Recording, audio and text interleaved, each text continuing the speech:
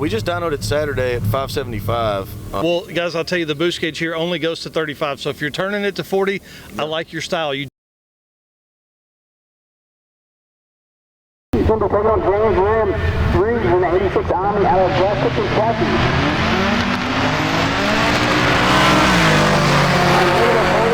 In the Omni, trying to come around Perez on the top end, and he does. It's going to be $9.99 in the car.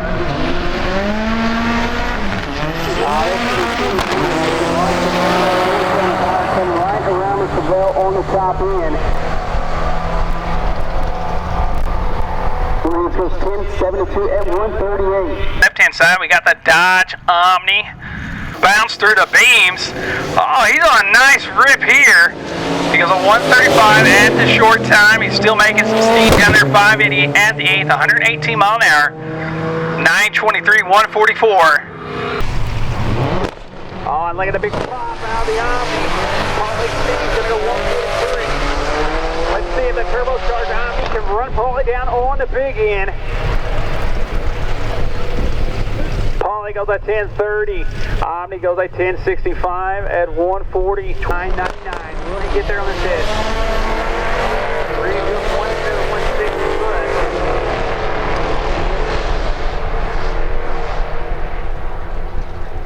And he goes 1052, 139.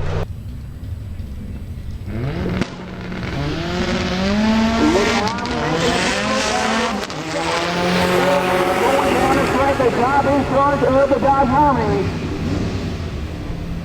Omni going to go to 1056 at 139. Equipment Midwest drags. Another Houston right there.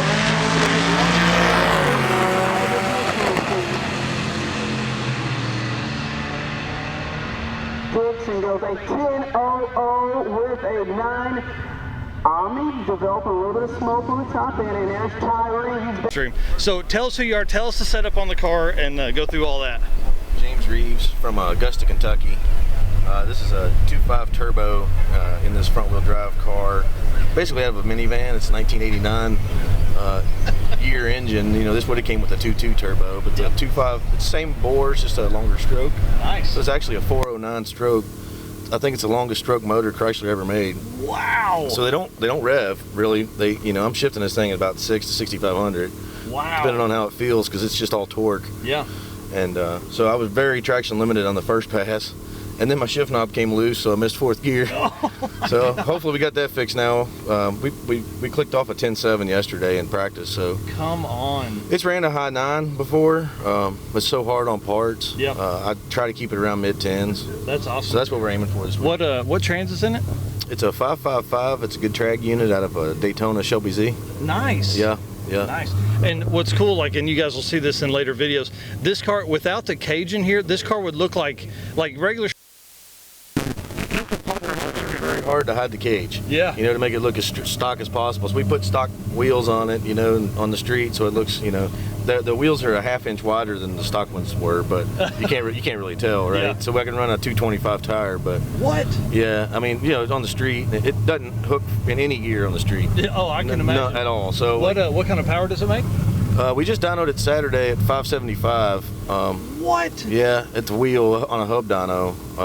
And that was actually, we made 577 before, earlier, but that was on like 40 pounds of boost. We made the 575 this past weekend on only 35. Oh, come on. And 4 degrees less timing. So we know some new stuff we put on here is working for us for sure. That's cool. What, what's the fastest you say it's been in the 9s? Yeah, it's been a 999 at 144. Golly, what's it weigh? Weighs 2250 with me in it. Come on, dude, Yeah. that thing's awesome. Yeah. That is awesome. Well, guys, I'll tell you, the boost gauge here only goes to 35. So if you're turning it to 40, I like your style. You just go all the way till you can't see it anymore. Yeah, once it hits 0 again, that's about where we want to be. That's awesome. Thank you very much. Yeah, man, thank you.